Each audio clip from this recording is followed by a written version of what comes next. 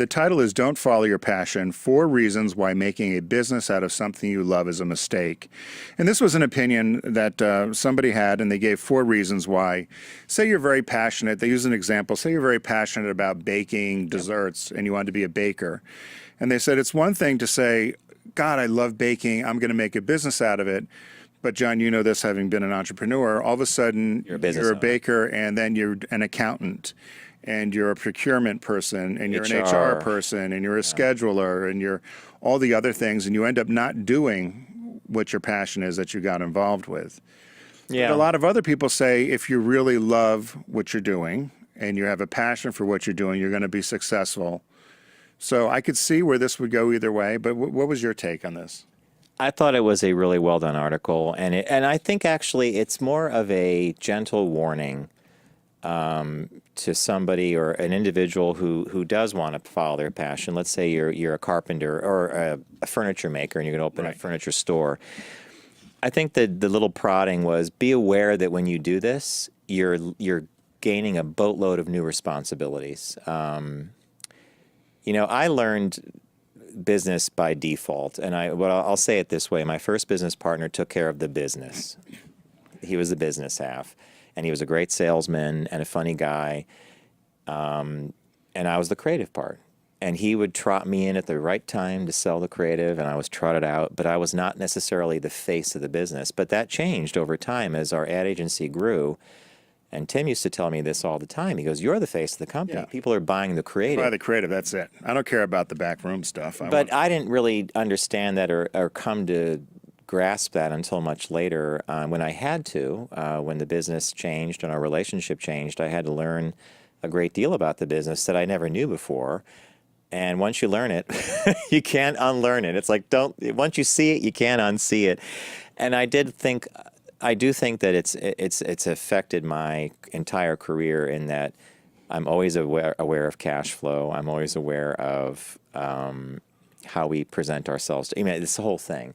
And the short answer is I think this is a gentle warning that if you do love something, you might not love it as much if you start it as a business, because you might not be doing it every day, right? Well, and the other pitfall I think you have is that, is your passion a hobby? Yeah. Or is it a business? So if your passion is, if you really love to cook or you love to bake, but beyond that, then it just becomes something you really enjoy doing, or it's a hobby more than it's a passion. Yep. Because passion, one of the things is passion doesn't pay the bills. And I was at a cocktail party over the weekend, and somebody asked me what I did, which I always hate that question. Somebody asked me what I did. But anyway, they asked me what I did, and I explained to them about the show, and I said there's worse ways to make a living, but who knows? Could all go away tomorrow, and da-da-da. And the guy says to me, well, how long have you been doing it? Because I said, you never know where your next, you and I are constantly looking for new clients and looking for new sponsors. I said, we've been doing it for about 9 years. He goes, oh, you're successful. He goes, if you do something for more than 6 months, and he goes, and if you're he goes, you'll know in 6 months. If you can't pay your bills in 6 months doing your quote unquote passion, then it just is a hobby, or it's just something that you love. Funny, you're saying 6 months. I was told 5 years. If you can make it 5 years, if you can make it 5 years. Really? Then you're the one that's going to take the business down, not external forces. Hey, look, me and Tim used to be on Sirius Satellite Radio for 7.5 or 8 years. Yep. And we get the call one day that the channel that we're on is going away. And, we were always aware that it could happen. And so what do we do? What any professional does. We thank the network for the time and the pleasure of having us be exposed and the privilege of being on their airwaves and all the great talent we got to work with and meet there. And mostly, to me, the great talent was all the wonderful producers and audio people, everybody that made the show possible. And then now we're here, but that's what I sometimes think people, I say the same thing, it could go away tomorrow. Yeah. I don't think they quite get the nature of media and personality. Well, what does Heidi Klum say on Project Runway? One day you're in, and next day you're out. Next day you're out. But I would say that following up on Annie McKee's visit with her book about being happy at work, I think you can probably strike a balance. I mentioned in our last thing, and I've been talking about it ad nauseum, that I'm finishing up my 2-year animation program. I'm not exactly sure, and you've been great about this. I'm not exactly sure that I want to turn it into anything other than an art form that I love, and I'll have fun making stuff. Because the minute you got to make money doing it, it's different, right? Right, but you never know. Yeah. I mean, something may come up and somebody might say, hey, John, I need you to work on ABC, and then you do it, and it's something you love, and, who knows where it can go. Or you can animate us. Well, Tim and I, or me and Tim, have some cartoon characters. You've seen them once before. There was Franny B, Right. which Tim voices. There's only one Franny in my old are mind. those? Oh my God, they go back to 2000. 17 years ago. 17 years old. And I look at the animation and I'm like, "Eh." So we're thinking of resurrecting some of them because Tim, if you're at a cocktail party with Tim and he breaks into that voice for the character, everybody knows a hilarious story is on the way. And I just think that we should be giving those away as Looney Tunes to Yeah. more people. Well, John and I went out to Hollywood for a big meeting.